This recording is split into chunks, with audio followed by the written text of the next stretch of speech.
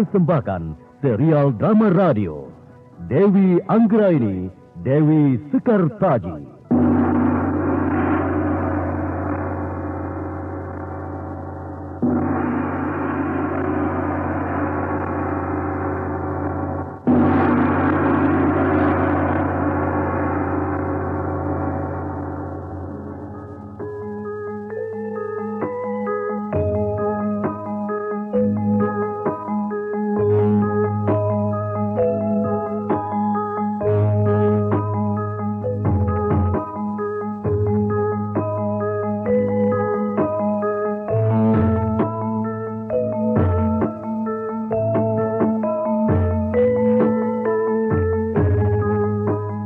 Romo Prabu, tidak ada wanita yang akan kucintai dan kunikahi selain Dewi Anggraini.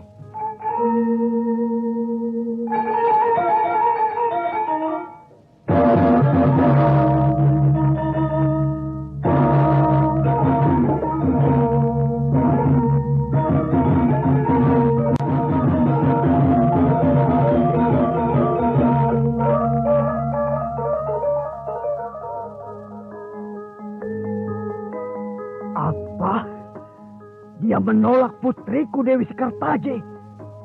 Tahukah kalian apa hukuman bagi orang yang telah mengingkari janjinya? Siapkan prajurit, kerahkan pasukan, serbu Jenggala, luluh lantakan kerajaan Jenggala. Dewi Anggraini, Dewi Sekartaji. Naskah diolah dan ditulis oleh C. Ispriyonoka. Teknik dan montase Edwin Sutandi. Hiasan musik dan sutradara C. Ispriyonoka. Pada seri yang ke-170 ini didukung oleh para pelaku. Irma Ispriyono sebagai Ragil Kuning, Koni sebagai Meme, Rifki sebagai Maharaja Kediri, Anis Yuliatri sebagai Permaisuri, Haryono sebagai Maisa Wulung, Novia Mandagi sebagai Ibunda Suri, Arigur sebagai Dayang, Stefan sebagai Prajurit Sandi, Endang Ayu sebagai Dewi Sekartaji, Aris Sudiro sebagai Kebo Pandogo, dan Nusri Nurdin pengantar cerita. Selamat menikmati.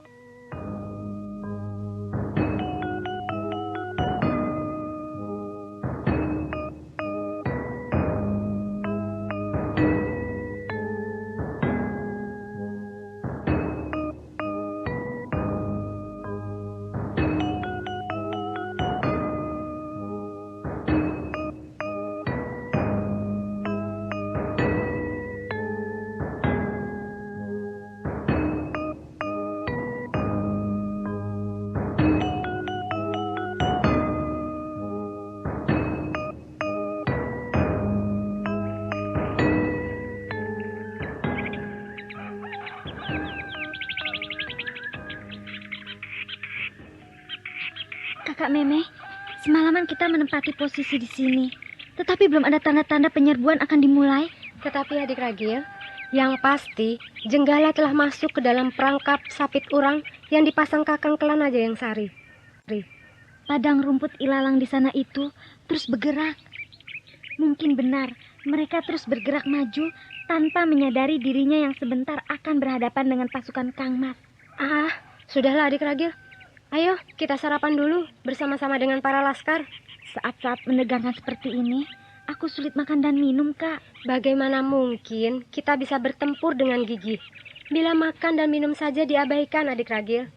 Ayolah, kita sarapan dulu sebelum ada tanda penyerangan akan dimulai. Kakak Meme, semalam aku mencium harum aroma bunga.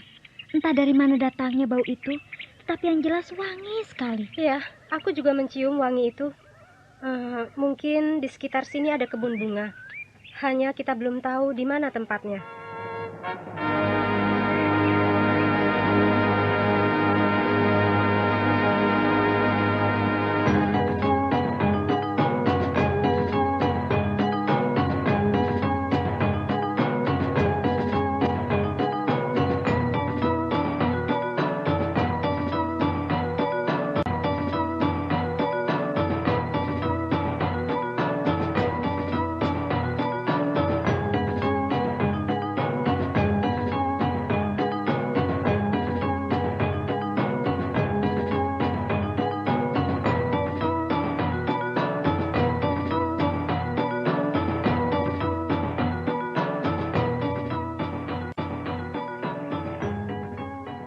Ketegangan yang terjadi di garis depan rupanya terasa pula di Istana Kediri. Sri Maharaja dan Permaisuri hampir setiap saat menghendaki adanya laporan para Telik Sandi. Maisa Wulung. Hamba Sri Baginda. Aku menghendaki adanya laporan dari medan perang setiap saat. Entah bagaimana caranya. Tetapi aku ini perkembangan diketahui dengan jelas. Hamba Sri Baginda.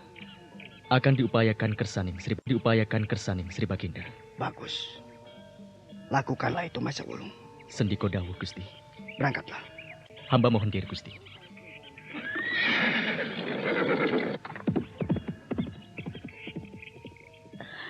Aku khawatir, Kanda. Was-was. Perasaanku tidak menentu. Ya, sama Dinda. Kita berdua tidak jauh berbeda. Orang tua mana yang tidak mencemaskan anak menantunya pergi berperang dalam keadaan masih pengantin baru? Tetapi ini harus, Dinda. Tak ada lagi yang mampu membuat pertahanan sekaligus menyerang sebagaimana yang digelar Kelana Jengsari. Mengapa tidak Mahisa Wulung saja yang Kanda titahkan untuk mengusir masuknya pasukan Jenggala? Mengapa harus menantu kita? Berkali sudah kukatakan. Bahkan aku hampir bosan menjelaskannya, Dinda. Hanya Kelana Jengsari lah yang mampu. Lalu tugas Mahisa Wulung sebagai Mahamenteri? Menjaga keamanan istana, keluarga raja, dan kota raja. Ini bukan kehendakku, Dinda. Tetapi Kelana Jengsari lah yang menyusun semuanya. Dia pula yang menyampaikan bahwa bertahan yang baik adalah dengan menyerang. Apalagi dikabarkan pasukan Jenggala sudah terlalu jauh memasuki wilayah kita. Ini memang cobaan bagi dia. Setidaknya sebagai calon pewaris tahta. Iya, kau benar, Dinda. Kelana Jengsari harus mampu membuktikan diri bahwa sebenarnya dia pantas untuk dicalonkan sebagai raja di Kediri. Semoga Dewata Agung melindunginya, memberinya kemenangan, sebagaimana ketika ia mengusir dan memadamkan pemberontakan Mentawai. Dinda, marilah kita ke Puri Pamujan. Baik, Kanda. Mari, kita panjatkan doa dan puja-puji kehadapan Yang Maha Agung, agar putra kita, Kelana Jengsari, memperoleh kemenangan. Dan setidaknya, selamat dari... Sri Maharaja Kediri bersama Permaisuri lalu beranjak meninggalkan pendopo untuk melangkah perlahan menuju Puri Pamujan yang letaknya tak jauh dari samping kanan pendopo. Sejenak kemudian, keduanya telah sampai. Lalu mengepulah asap-asap wangi Gugula Dupa menebar ke langit tinggi.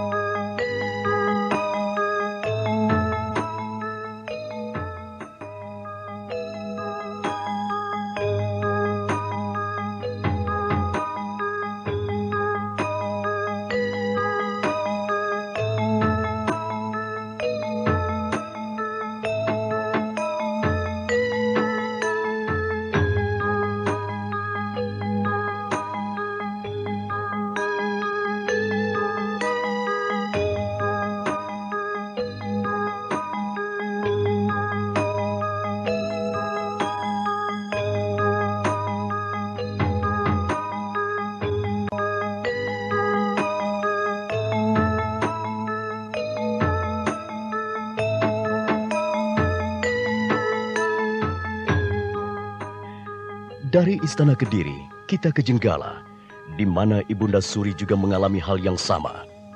Resah, gelisah, dan cemas berbaur menyatu di dalam dadanya. Namun apa yang dapat diperbuatnya? Ia hanya sebagai wanita, Sebagai ibu yang hanya bisa melihat kepergian sang putra dengan tatapan hampa, ia tidak marah, tidak gusar, tidak menyimpan rasa apapun kecuali iba dan kasihan. Ya, mengapa putranya tidak mau mendengar kata-kata ibundanya? Dewata Agung, ampunilah putraku. Ampunilah dirinya yang tidak mau mendengar kata-kata ibundanya. Ampunilah sikapnya yang kasar terhadap ibundanya. Sang Hyang Widewasa, lindungilah ia dari nafsu angkara. Jauhkan ia dari sifat ingin menguasai dan menindas. Selamatkan ia kecetun dan bimbinglah ke dalam genggaman tanganmu yang bijaksana. Aku penuh kasih dan sabar. Aku sendirian di istana ini. Benar-benar sendirian. Anak-anakku sudah pergi. Suamiku sudah lama menyepi kepujangan sebagai pertapa. Tidak ada siapapun. Prajurit-prajurit semua dikerahkan ke garis depan, menyerbu Kediri. Gusti, ada seorang prajurit berkuda menuju kemari. Siapa, Dayang? Seorang prajurit. Dari mana? Kau bisa mengenali dari pakaian yang dikenakannya, Dayang? Sepertinya prajurit kita, Gusti. Tentulah prajurit Sandi yang ingin mengatakan tentang perkembangan di medan perang.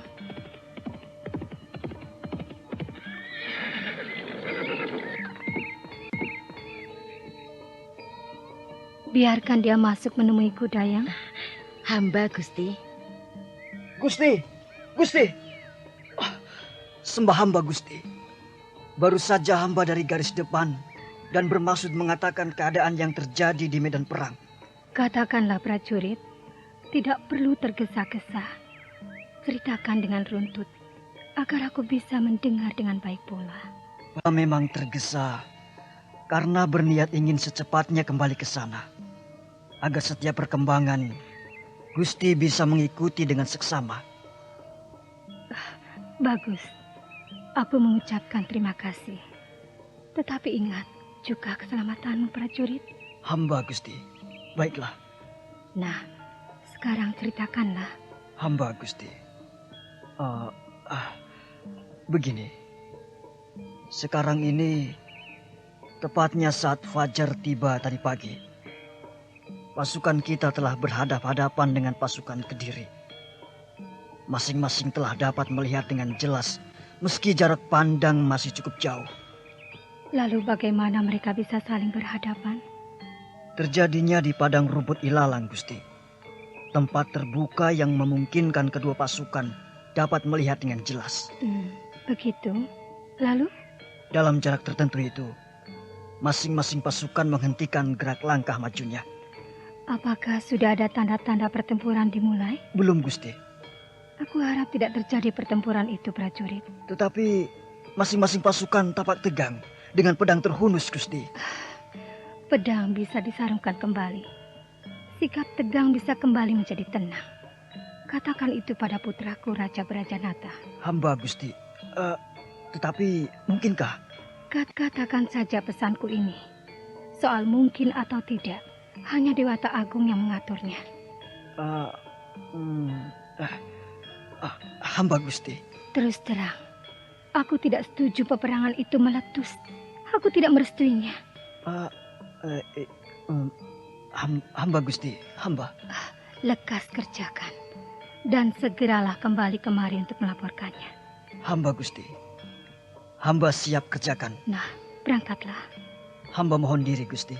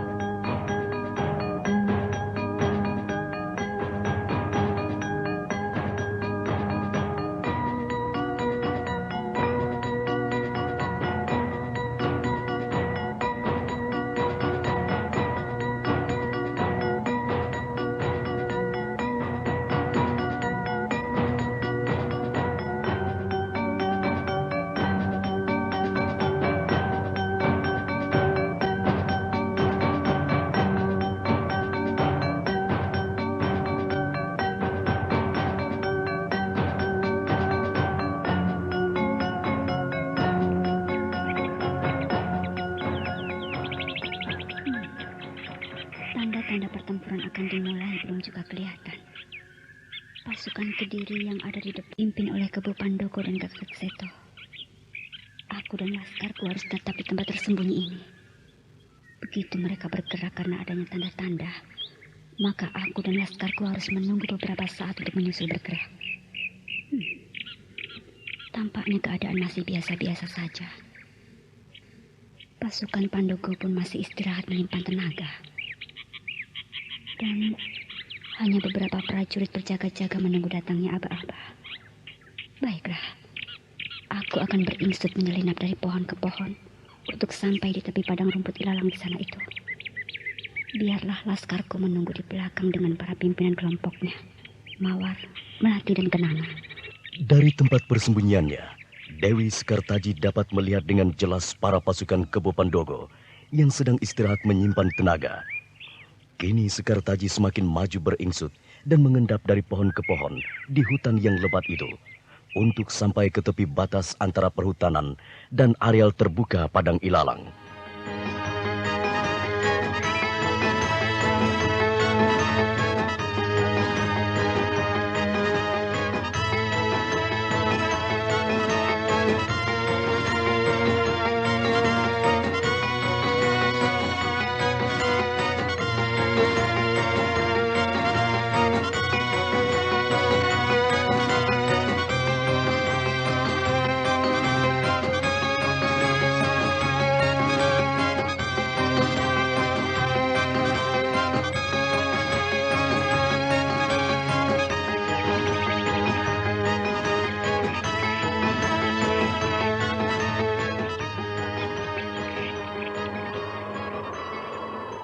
Kini Sekartaji telah sampai di tepian pembatas antara hutan dan daerah terbuka padang rumput ilalang. Ia dapat melempar pandangan seluas-luasnya. Dan nun jauh di sana. Rupanya pasukan Jenggala dan Kediri sudah saling berhadapan. Meski jarak antara keduanya cukup jauh, tetapi kedua-duanya jelas sudah bersiaga dengan masing-masing senjata terhunus. Keduanya diam di tempat. Dan penunggang kuda yang ada di depan itu pastilah Kanda Jayeng Sari. Dan di pihak Jenggala, yang duduk di atas kudanya itu pasti Raja Jenggala. Masih muda benar tampaknya. Pantaslah jika ia berambisi menguasai Kediri menjadi daerah kekuasaannya. Aku mencium aroma harum bunga sejak semalam. Entah dari mana datangnya. Wanginya menusuk hidung. Datang pergi seirama angin. Apakah ini suatu pertanda? Lalu pertanda apa? Kemenangan? Kekalahan? Kesia-siaan? Atau apa? Keadaan pasukan Jenggala memang sudah terkurung. Mereka akan berhadapan dengan pasukan Gusti Kelana Jayeng Sari dari depan, pasukanku dari sisi kanan, dan pasukan Den Ayu Ragil Kuning serta Memeh dari sisi kiri. Gelar Yuda Sabit Urang ini tidak mungkin bisa mereka tembus. Yang bisa mereka lakukan hanyalah menyerah atau mati konyol. Keadaan pasukan Jenggala memang dalam posisi terjepit. Mereka masuk ke dalam perangkap yang dipasang Kelana Jayeng Sari. Letak padang rumput ilalang di dekat daerah semen itu memang terbuka, menjorok ke dalam. Sementara daerah berhutan atau berpohon lebat mengelilingi dalam jarak yang cukup jauh. Padang rumput berilalang itu macam sebuah danau kering yang letaknya agak menurun atau lebih rendah dibanding dataran sekitar yang berhutan lebat. Mengapa Gusti Jayeng Sari belum juga memberikan apa-apa untuk menyerang? Padahal musuh sudah pasti dalam keadaan terjepit. Atau apakah ada perubahan siasat dan taktik yang dilakukan Gusti Jayeng Sari? Tidak mungkin. Gusti Jayeng Sari tidak pernah melakukan itu. Sekali siasat dan taktik ditentukan atau digariskan, maka keputusan itulah yang dilaksanakan dan dijalankan.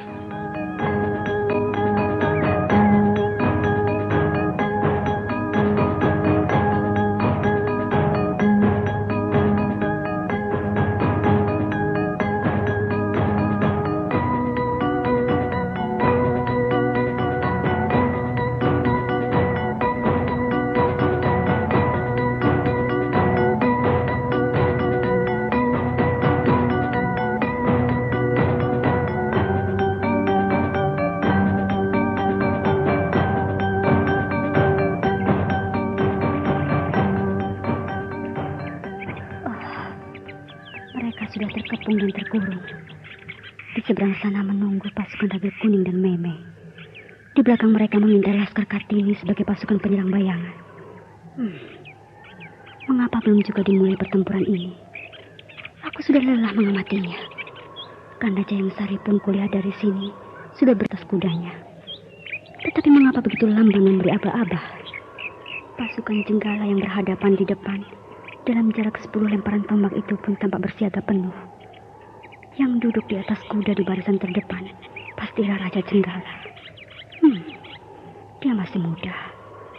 Pantaslah bila berambisi menguasai Kediri. Baik Kebo Pandogo, Putri Sekartaji, Ragil Kuning dan Meme kini hanya berdiam di tempat persembunyiannya sebagai penonton. Dari tempat-tempat persembunyian itu, memang tampak pasukan Jenggala dan Kediri itu hanya bagai titik-titik hitam berbaris berderet, bagai pagar beton yang kokoh.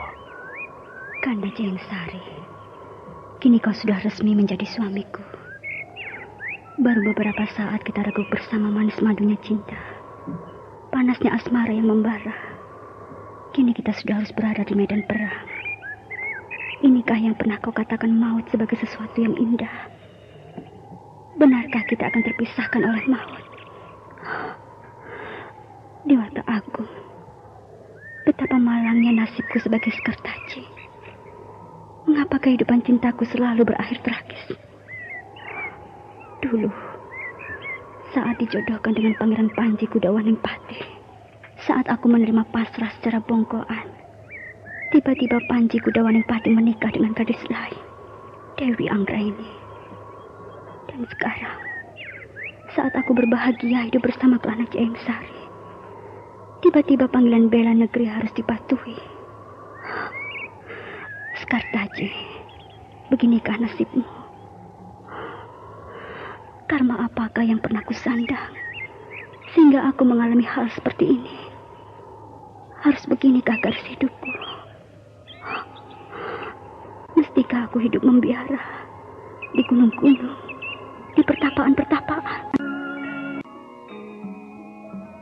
Nando, Cak Ayu, kau mau bukan menerima lamaran Panji Kudawaningpati, pangeran dari Jenggala itu? Kalau ibunda ini dirimu, Sekartaji, tak akan lagi ibunda berpikir sekian kali lipat. Karena Panji Kudawaningpati adalah pemuda tampan, sakti mandraguna. Banyak gadis mampu kepayang terhadapnya. Bahkan gadis-gadis dari mancanegara pun bermimpi ingin dipinang olehnya. Ampun Kanjeng Romo, Ibunda Permaisuri. Saya hanyalah wanita yang lahir dan dibesarkan di lingkungan istana. Apa yang Kanjeng Romo dan Ibunda Permaisuri anggap baik, tentunya akan saya terima dengan baik pula. Saya percaya tidak orang tua yang ingin putra-putrinya hidup sengsara. Dan saya percaya setiap orang tua tentulah memilihkan yang terbaik bagi putra-putrinya. Anakku, tak ada yang membahas orang tuamu selain melihat kepatuhan seorang anak yang dengan alas budi orang tuanya. Duh, Cahyo. Orang tua memang tak ingin menuntut macam-macam pada anaknya, kecuali memenuhi permintaan kami pada perjodohan darah biru itu. Dalam Kanjeng Romo, Ibunda Permaisuri, meski kami belum pernah bertemu muka, saling kenal dan dekat, tetapi saya percaya pilihan itu baik adanya. Saya terima. Belum tidur, anakku? Ada apa, Nduk? Tidak ada apa-apa, Ibunda. Kau sedang memikirkan sesuatu? Saya tidak tahu, Ibunda. Kau sedang merasakan sesuatu? Entahlah. Katakanlah anakku, Cahayu. Aku ini kan ibundamu, orang tuamu. Ibunda akan mendengar apa saja keluh kesahmu. Jika saya mengatakannya, apakah tidak akan dianggap sebagai melawan kersaning orang tua? Katakan saja, Cahayu. Saya hanya ingin bertanya, apakah Panji Kudawaningpati, putra ingkang sinuwun Gusti Prabu Jenggala itu, benar-benar ingin memperistri saya? Ataukah hanya karena rasa patuhnya terhadap orang tua? Ibunda, bagi saya, tidak peduli apakah Raden Panji Kudawaningpati itu tampan atau buruk, gagah atau jelek, seorang kesatria sakti mandraguna ataupun kesatria biasa. Saya hanya ingin kepastian, bersungguh-sungguh ataukah terpaksa Panji Kudawaningpati melamar saya untuk menjadi istri. Aku memang sebenarnya masih terikat pada perjodohan darah biru yang pernah dibuat antara Jenggala dengan Kediri. Seharusnya aku patuh pada perjanjian itu. Meski pada akhirnya Raden Panji mengawini gadis lain, tetapi perjanjian itu sepatutnya tetap kupatuhi. Meski kemudian ada kabar Raden Panji tewas oleh ganasnya gelombang laut pantai utara, tetapi toh hingga kini bukti tewasnya belum ada yang bisa dipercaya. Jadi tegasnya, sebenarnya Raden Panji Kudawaningpati masih ada, masih hidup. Di tempat persembunyiannya, Dewi Sekartaji masih berbicara pada dirinya sendiri. Ia tak mengerti mengapa semua ini mesti terjadi. Apakah yang pernah dilakukan di masa lalu? Sementara itu, nun jauh di depan sana, tampak titik-titik hitam dari dua pasukan antara Jenggala dan Kediri yang saling berhadapan dengan senjata-senjata terhunus. Dari tempat persembunyian Ragil Kuning dan Mei pun, pemandangan itu dapat terlihat. Mereka masih saja saling berhadapan, tanpa reaksi yang berarti. Aku tidak sabar melihatnya, Kak. Barangkali dari pihak Kakang Jayeng Sari menunggu diserang adik Ragil. Mungkin Kakang tidak mau mendahului. Aturan dari mana itu? Perang ya perang, diserang atau menyerang, dibunuh atau membunuh, itu saja kan? Adik Ragil, lihatlah itu. Wah, Kang Mas melangkahkan kudanya pelan-pelan mendekati musuhnya. Iya, lawan di depannya itu pun berbuat yang sama, adik Ragil. Wah, pasti sebentar lagi tanda penyerangan akan diberikan oleh Kakang Jayeng Sari. Ayo, bersiap adik Ragil. Ya, bersiap apa? Wong Kang Mas masih tenang-tenang saja di atas kudanya kok.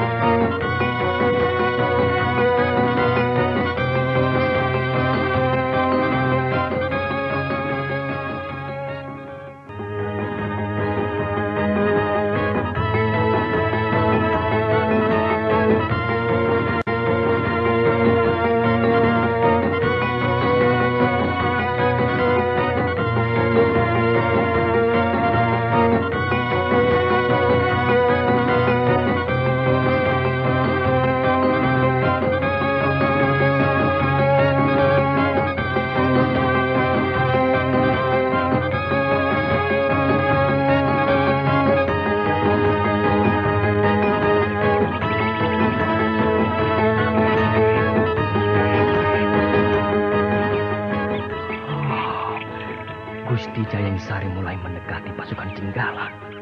Berarti aku harus segera menyiapkan pasukan. Begitu apa-apa datang dari Gusti, serentak pasukanku bisa bergerak cepat menerjang mereka dari sisi kanan. Iya, sebaiknya segera aku perintahkan para prajuritku untuk bersiaga. Hup, he.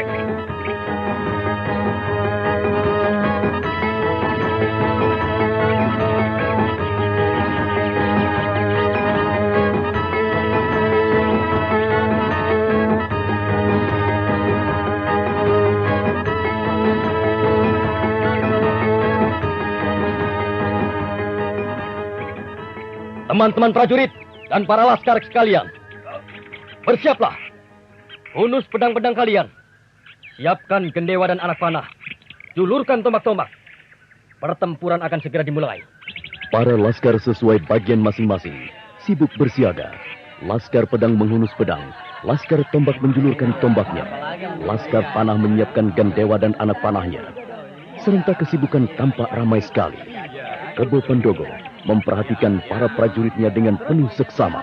Bagus. Begitu tanda-tanda diberikan oleh Gusti Jayeng Sari, maka serentak laskar panah maju menghambur ke tengah medan pertempuran sambil menghujani musuh dengan panah. Menyusul Laskar Tombak maju dengan mengibaskan tombaknya, menghabiskan prajurit lawan yang masih tersisa. Kemudian Laskar Pedang menghambur menyerang musuh yang masih mencoba melawan. Mengerti semua? Lawan. Mengerti semua? Mengerti. Dari kejauhan, di tempat persembunyian masing-masing, tampak titik-titik hitam itu mulai bergerak saling mendekati. Pandogo, Meme, Ragil Kuning, bahkan Sekar Taji pun menyaksikan adegan yang terpampang di hadapannya itu dengan tegang.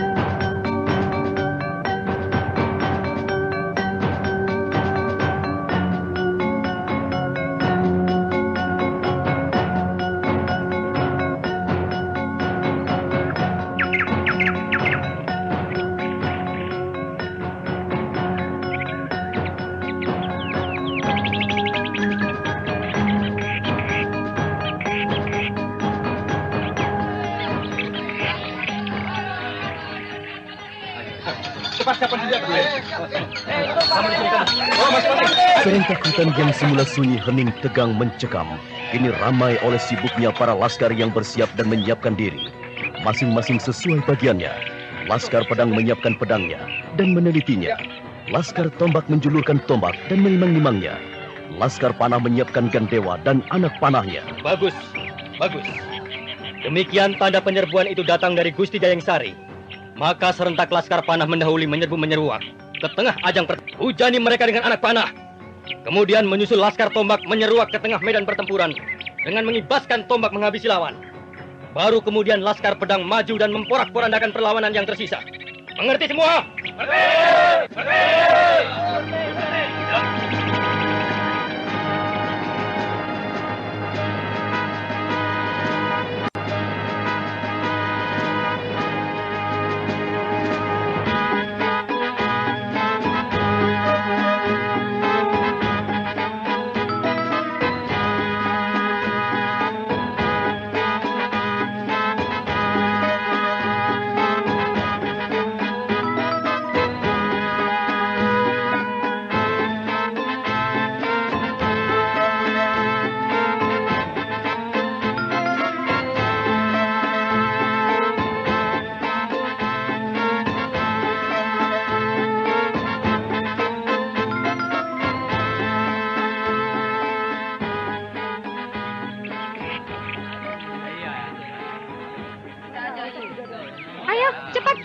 Bersiaplah semuanya. Sebentar lagi tanda itu akan diturunkan oleh Gusti Kelana Jayeng Sari. Bersiagalah agar kita bisa bertindak cepat dan tepat. Hei, cepat! Jangan lelet begitu. Kalian ini laki-laki macam perempuan saja. Cepat! Cepat! Adik Ragil, semoga Paman Pandogo di seberang sana sudah pula bersiap-siap. Dia sudah lebih siap dari kita, Kak. Adik Ragil, lihatlah. Kakang Jayeng Sari sekarang sudah benar-benar saling berhadapan dengan musuhnya. Hanya berjarak 1 lemparan tombak. Keduanya tetap di atas kudanya dengan pedang terhunus. Begitu perang tanding terjadi antara Kakang Jayeng Sari dengan pimpinan lawan, berarti kita langsung menyeruak keluar untuk menyerbu.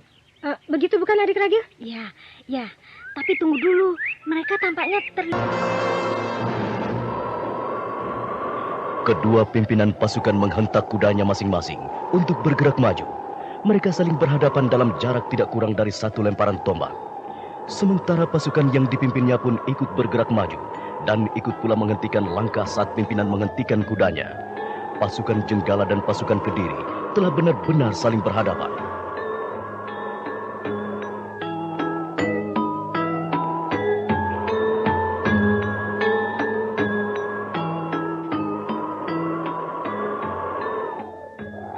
Engkaukah Klana Jaengsari yang telah berhasil mengalahkan pemberontakan Raja Swaka dari Mentaun? Benar, akulah itu. Engkau pulakah yang telah menikahi Dewi Skartaji, putri Raja Kediri? Benar, akulah orangnya. Tidakkah kau tahu bahwa orang paling terkutuk yang sangat aku benci adalah Klana Jaengsari? Jangan sembarangan bicara mengobral kata. Kenapa? Bukankah benar bahwa kau adalah perampas wanita yang sebetulnya bukan menjadi hakmu? Berdebah. Tutup mulutmu. Justru kaulah perampas hak-hak orang lain. Tahta dan kekuasaan yang sebenarnya bukan hakmu. Aku Raja Jenggala. Aku berhak dan sah sebagai Raja di Jenggala. Apa berhak dan sah sebagai Raja di Jenggala? Apa pedulimu? Apa peduliku? Jelas aku harus peduli terhadap apa saja yang terjadi di Jenggala. Jangan alihkan pembicaraan.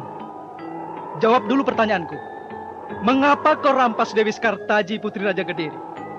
Apakah karena kau ingin mengangkangi tahta dan menjadi Raja Kediri? Sehingga kau kawini gadis yang sebetulnya bukan menjadi hakmu? Aku berhak atas gadis itu. Aku menikah resmi dan syah dengan gadis itu. Raja Kediri dan Permaisuri sendirilah yang menikahkanku. Jadi jangan coba-coba ungkit masalah itu. Aku harus mengungkitnya. Karena antara Kediri dengan Jenggala telah terikat suatu pertalian persaudaraan dengan perjanjian perjodohan darah biru. Jadi apapun alasannya, bahkan Raja Kediri sendiri pun seharusnya tahu hal itu. Bahwa hingga sekarang Dewi Skartaji tetap menjadi haknya Panji Kudawaningpati. Mengapa diam, Klana Jaengsari? Akhirnya kau mengakuinya, bukan? Bahwa Dewi Skartaji sampai sekarang masih terikat oleh perjodohan darah biru. Sekarang jawab dulu pertanyaanku. Mengapa kau bisa menjadi raja atas Jenggala? Kau tentu telah menggulingkan kekuasaan yang sah dan mengangkat diri sebagai Raja Jenggala. Lalu kau kemanakan raja yang sebenarnya? Mengapa pertanyaanmu ngelantur sampai ke sana? Tidak ada kekerasan. Tidak ada penggulingan kekuasaan. Tahukah kau bahwa Raja Jenggala telah mewariskan tahta ini kepadaku? Setelah itu beliau pergi ke Pucangan untuk menjadi pertapa. Menjadi pertapa?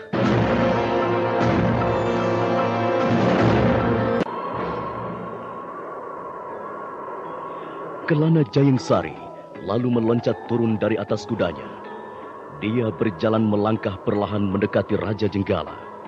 Brajanata, sang Raja Jenggala itu, melakukan hal yang sama, meloncat turun dari atas kudanya. Namun ia langsung bersiap dengan senjata pedang di tangannya. Ia tidak maju, juga tidak mundur. Dinantinya dengan penuh kewaspadaan sang lawan di depannya. Sambil melangkah perlahan mendekati Brajanata, Klana Jaengsari membuka topi perangnya, pakaian perangnya, dan terakhir, segala senjata yang menempel di tubuhnya dicampakkannya ke bumi. Kanda, apa yang Kanda lakukan? Apa? Mengapa suamiku malah memeluk musuhnya? Tidak, itu bukan tindakan seorang Klana Jaengsari. Tidak, mungkinkah Kanda Klana Jaengsari tega berbuat seperti itu? Bermimpikah aku? Aku kenal Klana Jaengsari adalah seorang ksatria tangguh pantang menyerah. Ksatria yang memilih mati daripada harus menyerah kepada musuhnya. Kanda, mengapa seperti itu kelakuan Kanda? Mengapa? Aku harus secepatnya kembali ke istana. Kanjeng Rama harus segera aku beritahu sebelum segala sesuatu menjadi terlambat.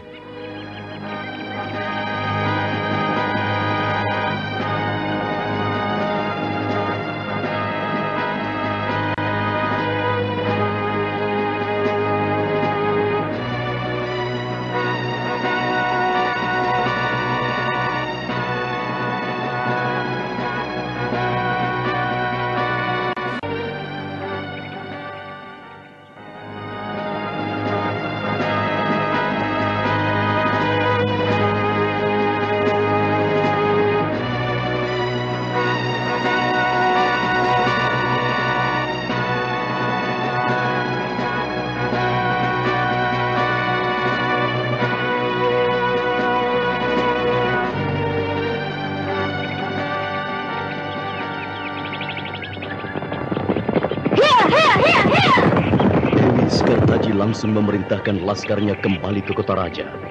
Kuda dipacunya cepat-cepat, diikuti oleh para laskarnya yang masih bingung atas tindakan pimpinannya ini. Sebelumnya Kenanga diperintahkan memberitahu Kartini agar bersama laskarnya juga kembali ke pemusatan latihan laskar wanita di pinggiran kota Raja Daha.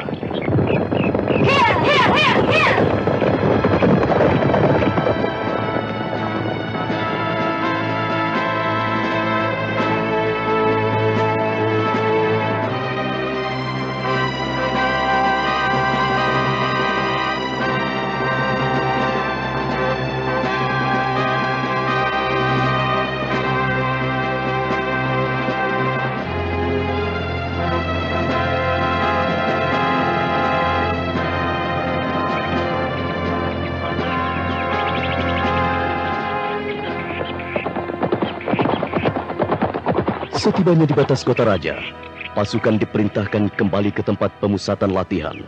Sementara Sekartaji sendiri langsung menuju istana guna bertemu Kanjeng Romo untuk mengatakan apa yang baru saja dilihatnya di medan laga. Hari telah menjelang senja saat Sekartaji memasuki halaman istana. Keadaan istana sunyi-sunyi sepi. Ya, karena para prajuritnya masih berada di medan laga bersama Kelana Jayangsari.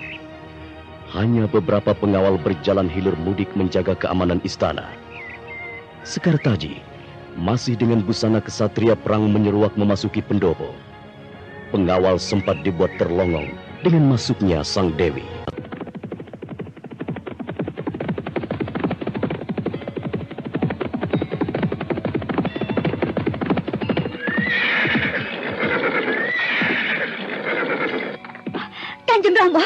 Kanjeng Romo. Sekartaji, apa yang kau lakukan ini? Ada apa? Mengapa kau berpakaian perang seorang prajurit? Ada apa, Nduk? Duk, Cah Ayu, Pak ini. Mengapa kau tiba-tiba muncul di istana dengan busana seperti itu? Bukankah kau tinggal di istana Pesanggerahan? Ampunkan anakmu ini, Kanjeng Romo. Ibunda Permaisuri. Terus terang, saya tidak bisa kalau tinggal berpangku tangan sementara Kanda Jayangsari bertempur sendirian di medan laga. Tetapi kau sedang hamil muda, anakku. Saya ikat kuat-kuat perut saya. Lantas saya pergi menyusul bersama laskar lainnya ke garis depan. Tetapi yang saya saksikan... Anakku, apa yang kau lihat? Kandamu gugur. Katakan cepat, nak. Jangan membuat hati kedua orang tuamu resah dan cemas. Kanda Jayangsari.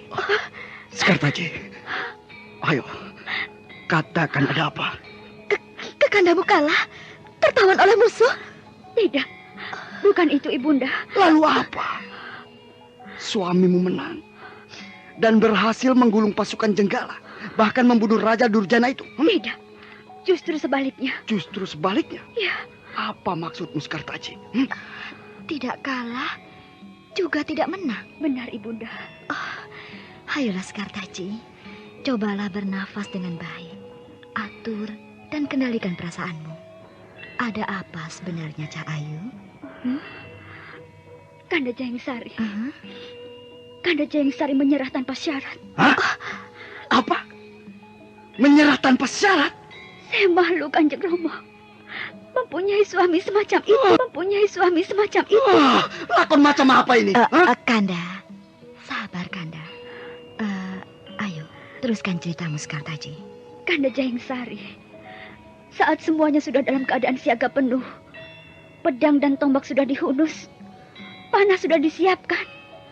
Ketika ia telah berhadapan langsung dengan Raja Jenggala, tiba-tiba Kanda Jayangsari malah memeluk musuhnya. Apa?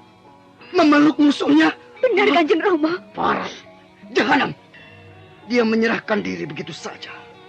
Maisa Wulung, kerahkan prajurit. Siapkan pasukan. Aku yang akan memimpin langsung ke medan laga.